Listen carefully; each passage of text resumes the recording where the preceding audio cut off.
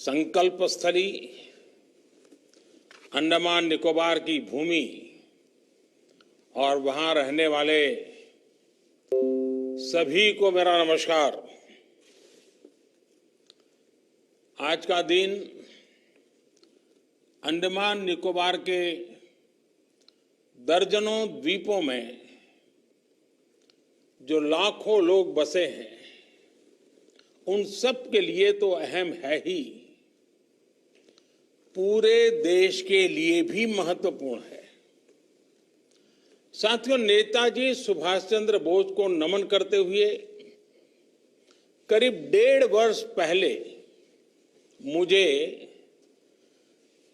Submarine optical fibre cable connectivity परियोजना के शुभारंभ का अवसर मिला था।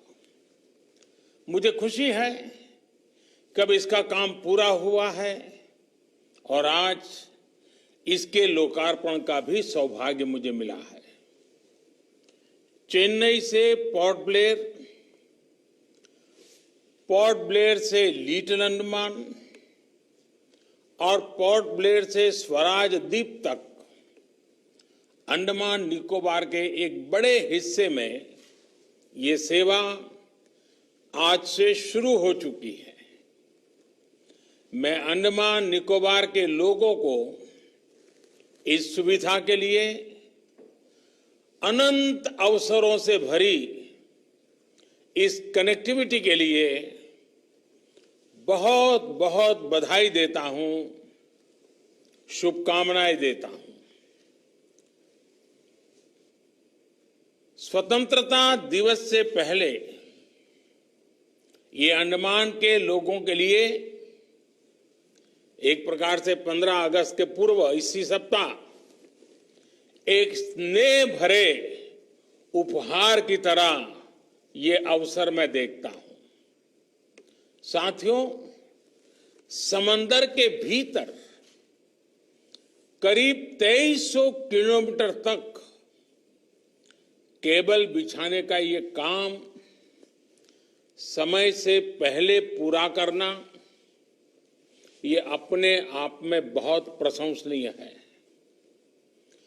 गहरे समंदर में सर्वे करना, केबल की क्वालिटी मेंटेन रखना, विशेष जहाजों के जरिए केबल को बिछाना ये आसान नहीं है। ऊपर से ऊंची ऊंची लहरें, तूफान और मानसून की रुकावट। जितना बड़ा ये प्रोजेक्ट था उतनी ही विराट चुनौतियां भी थी। ये भी एक वजह थी कि बरसों से इस सुविधा की जरूरत महसूस होते हुए भी इस पर काम नहीं हो पाया था। लेकिन मुझे खुशी है कि सारी रुकावटों को किनारे करके इस काम को पूरा किया गया। यहां तक कि कोरोना जैसी आपदा, जिसके कारण एक प्रकार से बहुत सी चीजें प्रभावित हुई, बहुत सी चीजें ठप कर हो गई, वो भी इस काम को पूरा होने से रोक नहीं पाई। साथियों, देश के इतिहास, वर्तमान और भविष्य के लिए इतने महत्वपूर्ण स्थान को वहां के परिश्रमी नागरिकों को आधुनिक टेलीकॉम कनेक्टिविटी देना ये देश का दायित्व था। एक बेहद समर्पित टीम के द्वारा, टीम भावना से आज एक पुराना और महत्वपूर्ण सपना साकार हुआ है। मैं इस प्रोजेक्ट से जुड़े हर साथी को भी बहुत बहुत बधाई देता हूं। साथियों, ऐसे चुनौतीपूर्ण काम तभी हो सकते हैं जब पूरी क्षमता के साथ पूरे कमिटमेंट के साथ काम किया जाता है। हमारा समर्पण रहा है कि देश के हर नागरिक, हर क्षेत्र की दिल्ली से और दिल से दोनों दूरियों को पाटा जाए। हमारा समर्पण रहा है कि देश के हर जन, हर क्षेत्र तक आधुनिक सुविधाएं पहुंचे और हर नागरिक का जीवन आसान बने। हमारा समर्पण रहा है कि राष्ट्र की सुरक्षा से जुड़े बॉर्डर एरिया और समुद्री सीमा पर बसे क्षेत्रों का तेजी से विकास हो। साथियों, अंडमान निकोबार को बाकी देश और दुनिया से जोड़ने वाला ये optical fibre project ease of living के प्रति हमारी प्रतिबद्धता का प्रतीक है। अब अंडमान निकोबार के लोगों को भी मोबाइल कनेक्टिविटी और तेज इंटरनेट की वही सस्ती और अच्छी सुविधाएं मिल पाएगी जिसके लिए आज पूरी दुनिया में भारत अग्रणी है। अब अंडमान निकोबार के लोगों को, बहनों को, बच्चों को, युवाओं को, व्यापारियों, कारोबारियों को भी डिजिटल इंडिया के वो सभी लाभ मिल पाएंगे जो बाकी देश के लोगों को मिलते आ रहे हैं। ऑनलाइन पढ़ाई हो, टूरिज्म से कमाई की बात हो, बैंकिंग ऑपरेशंस हो, शॉपिंग हो या टेलीमेडिसिन दवाइयां हो, अब अंडमान निकोबार के हजारों परिवार को भी ये ऑनलाइन व्यवस्थाएं मिल पाएगी। साथियों, आज अंडमान को जो सुविधा मिली है उसका बहुत बड़ा लाभ वहां जाने वाले टूरिस्टों को भी मिलेगा। बेहतर नेट कनेक्टिविटी आज किसी भी टूरिस्ट डेस्टिनेशन की सबसे पहली प्राथमिकता हो गई है। पहले देश और दुनिया के टूरिस्टों को मोबाइल और इंटरनेट कनेक्टिविटी का कम होना बहुत अखरता था। अपने परिवार से, अपने बिजनेस से एक प्रकार से उसका निरंतर संपर्क कट जाता था। अब ये कमी भी खत्म होने वाली है। अब इंटरनेट अच्छा मिलेगा तो मुझे पूरा विश्वास है कि लोग जो टूरिस्ट के नीचे वहां आते हैं वो वापस जाने की जल्दी नहीं करेंगे। वो लंबे समय के लिए वहां रुकना पसंद करेंगे और जब लोग ज्यादा रुकेंगे, अंडमान निकोबार के समंदर का, वहां के खान पान का आनंद लेंगे तो इसका बहुत बड़ा प्रभाव रोजगार भी पड़ेगा और रोजगार के भी नए अवसर बनेंगे। साथियों, अंडमान निकोबार के इकोनॉमिक स्ट्रेटेजिक कोऑपरेशन और कोऑर्डिनेशन का ये प्रमुख केंद्र है। हिंद महासागर हजारों वर्षों से भारत के व्यापारिक और सामरिक सामर्थ्य का सेंटर रहा है। अब जब भारत इंडो पैसिफिक में व्यापार, कारोबार और सहयोग की नई नीति और रीति पर चल रहा है, तब अंडमान निकोबार सहित हमारे तमाम द्वीपों का महत्व और अधिक बढ़ गया है। एक्ट ईस्ट पॉलिसी के तहत पूर्वी एशियाई देशों और समंदर से जुड़े दूसरे देशों के साथ भारत के मजबूत होते रिश्तों में अंडमान निकोबार की भूमिका बहुत अधिक है और ये निरंतर बढ़ने वाली है। नए भारत में अंडमान निकोबार द्वीप समूह की इसी भूमिका को मजबूत करने के लिए 3 साल पहले आइलैंड डेवलपमेंट एजेंसी का गठन किया गया था। आज आप देख रहे हैं कि अंडमान निकोबार में जो प्रोजेक्ट बरसों बरस पूरे नहीं होते थे, वो अब तेजी से कंप्लीट हो रहे हैं। साथियों, अंडमान और निकोबार के 12 आइलैंड्स में हाई इंपैक्ट प्रोजेक्ट का विस्तार किया जा रहा है। मोबाइल और इंटरनेट कनेक्टिविटी की एक बहुत बड़ी समस्या का समाधान तो आज हो चुका है। इसके अलावा रोड, एयर और वाटर के जरिए फिजिकल कनेक्टिविटी को भी सशक्त किया जा रहा है।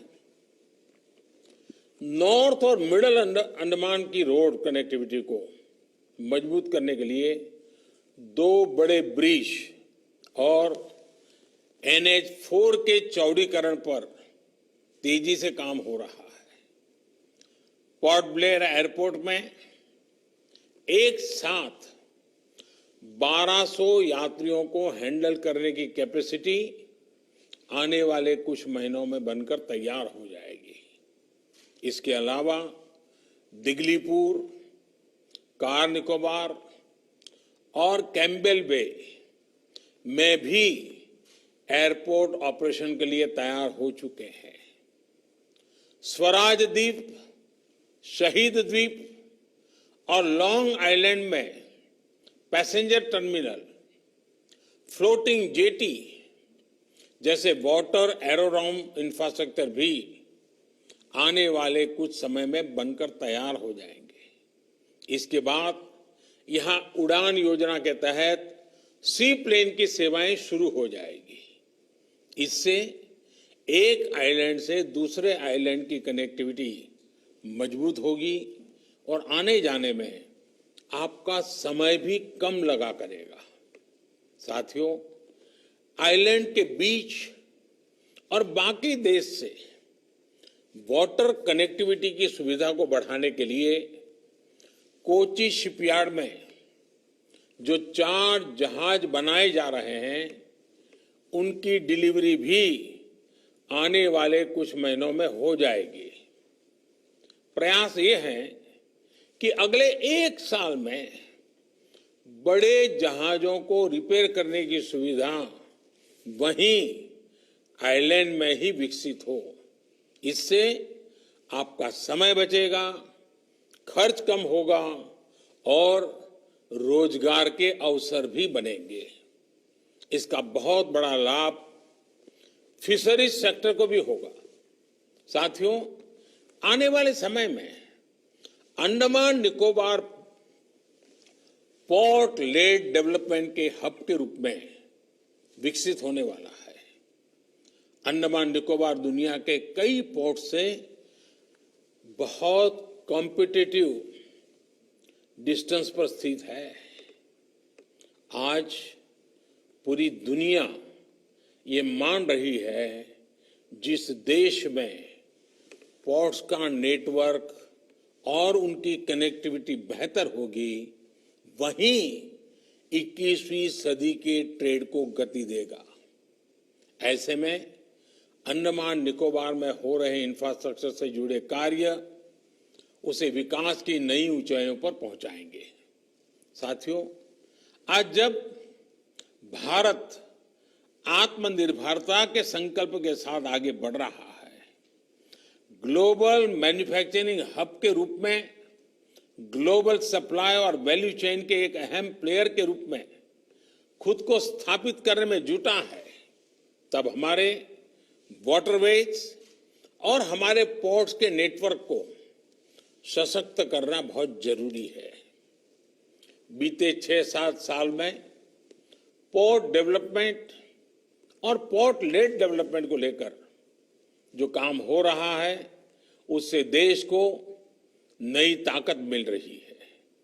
आज हम नदी जलमार्गों का एक बड़ा नेटवर्क तैयार कर रहे हैं, जो समुद्र के बड़े पोर्ट्स को देश के लैंडलॉक राज्यों से कनेक्ट कर रहा है।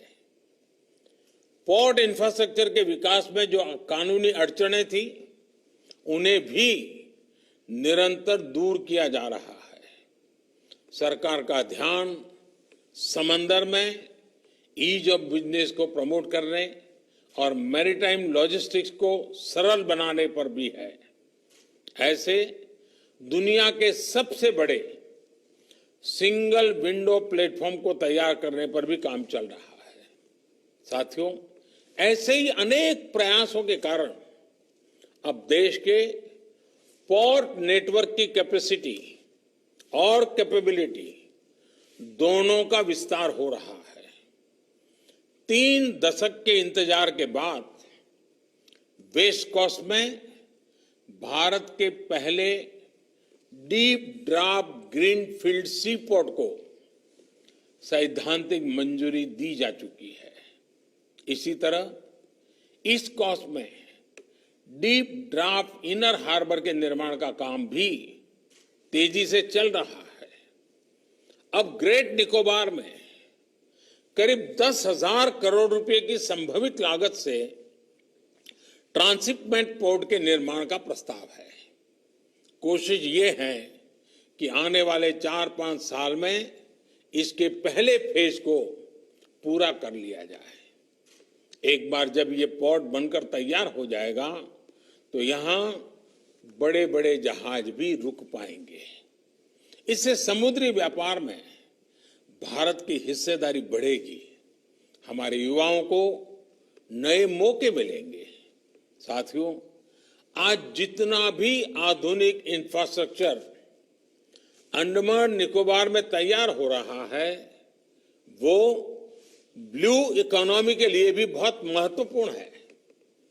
ब्लू इकोनॉमी का एक अहम हिस्सा है फिशरीज, एक्वाकल्चर और सीवीड फार्मिंग। सीवीड के फायदे को लेकर आज दुनिया में चर्चा हो रही है। कई देश इसकी संभावनाओं को एक्सप्लोर कर रहे हैं। मुझे खुशी है कि अंडमान निकोबार में इसकी संभावनाओं को तलाशने के लिए पोर्ट ब्लेयर में जो पायलट प्रोजेक्ट चलाया गया था उसके नतीजे उत्साहित करने वाले हैं। अब इसकी खेती को आइलैंड्स में प्रमोट करने के लिए स्टडी शुरू हो चुकी है। अगर ये प्रयोग बड़े स्केल पर सफल होते हैं तो इसको देश में अन्य जगह पर भी विस्तार किया जा सकता है। इससे विशेष तौर पर हमारे मछुआरे साथियों को बहुत बड़ा लाभ होगा। मुझे उम्मीद है हमारे आज के प्रयास इस दशक में अंडमान निकोबार को, वहां के लोगों को न सिर्फ नई सहूलियत देंगे बल्कि वर्ल्ड टूरिस्ट मैप में भी प्रमुख स्थान के तौर पर स्थापित करेंगे। एक बार फिर आप सभी अंडमान निकोबार वासियों को मोबाइल फोन और इंटरनेट कनेक्टिविटी की आधुनिक सुविधा के लिए मैं बहुत बहुत बधाई देता हूं। और अब जब कोरोना का समय है तो मैं विशेष रूप से आपके लिए प्रार्थना करूंगा कि आप स्वस्थ रहें, सुरक्षित रहें, आपका परिवार स्वस्थ रहें। कोरोना के इस समय में 2 गज की दूरी का पालन हमेशा करते रहें और आगे भी बढ़ते रहें। इसी कामना के साथ स्वतंत्रता की इस तपोभूमि को और 15 अगस्त के पूर्व आज मुझे आप सबसे नमन करने का मौका मिला है। मैं आप सबको भी 15 अगस्त के पूर्व, आजादी के पर्व के पूर्व ये बहुत बड़ा अवसर के लिए बहुत बहुत बधाई देता हूं और उज्जवल भविष्य के ये नई छलांग के लिए आपको आगे आने के लिए निमंत्रित करता हूं। बहुत बहुत धन्यवाद।